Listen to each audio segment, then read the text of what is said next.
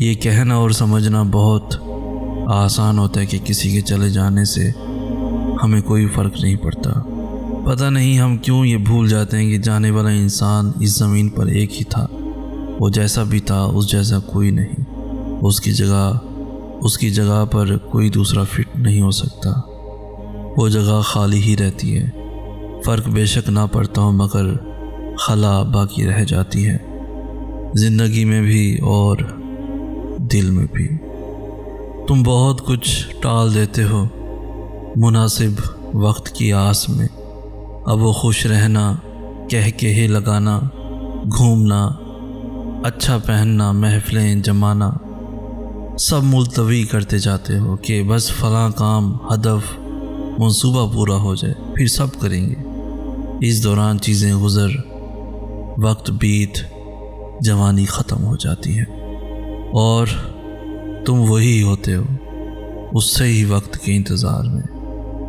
تمہاری تکلیف اس لیے ختم نہیں ہو رہی کیونکہ تم نے اپنی انگلی اس دروازے میں پھنسائی ہوئی ہے جس کا دروازہ اللہ نے بند کر رکھا ہوا ہے، اور تم اس کی مصلحتوں کو آج تک نہیں سمجھ سکے کیونکہ وہ تمہیں درد نہیں دے رہا بلکہ درد سے بچا رہا ہے۔ ہر انسان کا امتحان مختلف ہوتا ہے۔ بظاہر نیک نظر آنے والے لوگ بھی اپنے اندر ہر وقت شیطانوں سے لڑ رہے ہوتے ہیں۔ ان کے بھی غم ہوتے ہیں، وہ بھی ٹوٹتے ہیں۔ ان کے لیے بھی کچھ اچھے کام کرنا آزمائش بنا رہتا ہے۔ کسی کے لیے پردہ، کسی کے لیے زبان کی خیانتیں اور کسی کے لیے سچ بولنا۔ ہر شخص کا امتحان مختلف ہوتا ہے۔ آپ اپنا موازنہ دوسروں سے نہ کریں۔ انسان کوئی بھی برا نہیں ہوتا، لوگ اسے برا بنا دیتے ہیں۔ بعض اوقات وقت ساتھ نہیں دیتا اور کبھی کبھی آس پاس کے لوگوں میں بھڑکانے والوں کی تعداد کچھ زیادہ ہو جاتی ہے۔ بہت جلد ایک عدالت لگنے والی ہے اور اس عدالت میں وہ وکیل بھی خود ہوگا اور گواہ بھی اور جج بھی، اور پھر اعلان ہوگا، آئے مجرمو آج تم الگ ہو جاؤ۔ میں تسلیم کرتا ہوں اپنا ہر گناہ، تو بخش دے مجھے۔ دیکھ تو رحیم ہے، تیرے در سے خالی گیا تو تیری رحمت پہ سوال نشان لگ جائے گا، اور تو کسی کو بے نیاز نہیں لوٹاتا، یہ تیری شان کے خلاف ہے۔ میری ندامت وقتی اور جھوٹی سہی، تیری رحمت تو پائیدار، ہمیشہ رہنے والی اور سچی ہے۔ میرے مالک میں تیری آزمائش کے قابل نہیں، مجھے بس معاف کر دے۔ اپنے خزانوں میں سے اپنے قرب کا سکہ دے دے۔ اپنی رحمت کی وسیع چادر سے فقط ایک کونا، اتنا سا کہ میرے گناہ، میری ذات، میری نافرمانی سب چھپ جائیں، عطا کر دے مولا۔ میں تیرے بندوں کو معاف کرتا ہوں، تو مجھے معاف کر دے، تو مجھے معاف کر دے۔ میرے پیارے اللہ، بیماریاں طویل نہ کیجیے، ہمارے دل مرجھانے لگتے ہیں۔ آزمائشیں طویل نہ کیجیے، ہمارے ایمان ڈگمگانے لگتے ہیں۔ اللہ ہمارے اپنوں کی تکلیف دور کر دیجیے، ہم سے دیکھا نہیں جاتا۔ میں جانتا ہوں آپ اپنے بندوں سے بہت محبت کرنے والے اور رحم کرنے والے ہیں، مگر اللہ ایسا غم نہ دیجیے کہ جس کے دکھ ہمارے دل کو مایوسی سے گھیر لیں، کیونکہ ہم کمزور اور ناتواں ہیں۔ آپ ہم پر رحم کر دیجیے۔ آپ سب رحم کرنے والوں میں سب سے زیادہ رحم کرنے والے ہیں۔ تنہائی میں اللہ کا خوف اختیار کرنا یہی مومن ہونے کی نشانی ہے، ورنہ محفل میں تو سبھی پاک بنتے ہیں۔ اصل یہ ہے کہ تنہائی میں اللہ کو راضی کیا جائے، نہ اللہ کے حکموں کو توڑا جائے اور نہ ہی مخلوق سے دھوکہ کیا جائے، کیونکہ جیسی نیت ہوگی ویسا عمل ہوگا، اور جیسا عمل ہوگا ویسا صلہ ملے گا۔ جب کبھی تمہیں لگے تم بہت تھک چکے ہو اور دعا بھی نہیں مانگ سکتے تو خالی ہاتھ پھیلا دیا کرو، اور تمہارے پھیلے ہوئے ہاتھ اس بات کی گواہی ہوں گے کہ تم رب کائنات کے محتاج ہو۔ میرا رب تو خاموشیوں کو بھی جانتا ہے۔ کسی سے بدلہ لینے کی ضرورت نہیں، سب تقدیر پر چھوڑ دو۔ جنہوں نے آپ کے لیے گڑھا کھودا ہے وہ خود ہی اس میں گریں گے۔ اگر وقت نے وفا کی تو وہی لوگ آپ کو اپنے ہاتھوں سے کھودے گڑھے میں گرتے نظر آئیں گے۔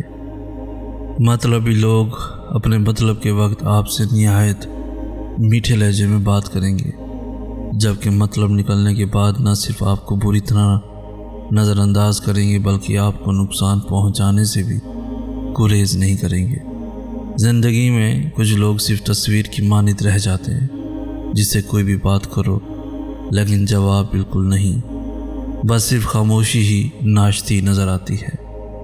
کسی کے چھوڑ جانے سے کوئی مرتا نہیں، مگر احساسات کا ختم ہو جانا، اپنی مسکراہٹوں کو بھول جانا، زندگی کو بے رنگ سمجھ لینا، کہوں کو اور ہجوم سے وحشت ہو کر اکیلے پن اور تنہائی کو ہی مقدر بنا لینا، خاموشی کی مہر کو ہونٹوں پر ثبت کر لینا، یہ مرنے سے زیادہ تکلیف دہ ہیں۔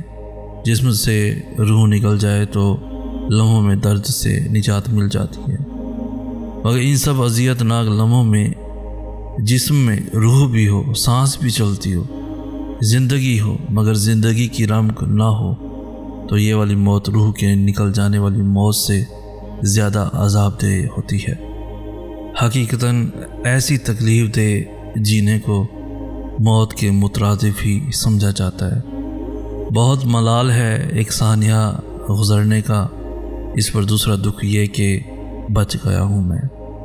کچھ چیزیں ہماری نہیں ہوتی اور ہم یہ بات جانتے بھی ہیں، مگر وہ ہمیں اپنی سی لگتی ہیں۔ ملکیت کا احساس تب شدید ترین ہوتا ہے جب کوئی دوسرا اس چیز کا دعوے دار بن جاتا ہے۔ ذہنی سکون کے لیے سب سے ضروری ہے کہ آپ ایسے لوگوں سے مکمل کنارہ کشی کر لیں جو طنز و طعنے کے عادی ہوں، چاہے مذاق میں ہی صحیح، اور ایسے لوگوں کو ترجیح دیں جن کی باتیں آپ کو اللہ کی یاد دلاتی ہیں۔ مجھے لگا تھا زندگی میں سکون پیسے کی وجہ سے نہیں ہوتا، پھر میں نے کروڑوں میں کھیلتے لوگوں کو درد روتے ہوئے دیکھا، پھر میں نے سوچا شاید اولاد کا نہ ہونا بے سکونی کی وجہ ہے، مگر میں یہاں بھی غلط واقع ہوا۔ میں نے جگہ جگہ صاحب اولاد کو روتے ہوئے دیکھا، پھر میرے ذہن میں خیال آیا شاید لوگوں کو حسن بے سکون کرتا ہے، مگر میں نے ایسے لوگوں کو بھی بے سکون پایا جن کے پاس یہ تینوں چیزیں تھیں، حسن، دولت، اولاد بھی۔ بس پھر میں سمجھ گیا سکون دنیا میں کہیں ہے ہی نہیں، سکون تو بس اللہ کی عبادت میں ہے۔ صرف ایک خوشی ایسی ہوتی ہے جو ہمیشہ رہتی ہے، اور وہ ہے اللہ کے ذکر کی خوشی، اللہ کے فیصلوں پر راضی رہنے کی خوشی۔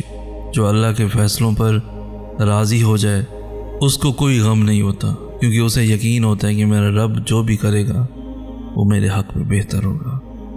جو چیز انسان کے پاس نہیں ہوتی وہ اس کو اہم ترین لگتی ہے۔ اللہ کی دی ہوئی نعمتوں پر شکر ادا کرنا چاہیے۔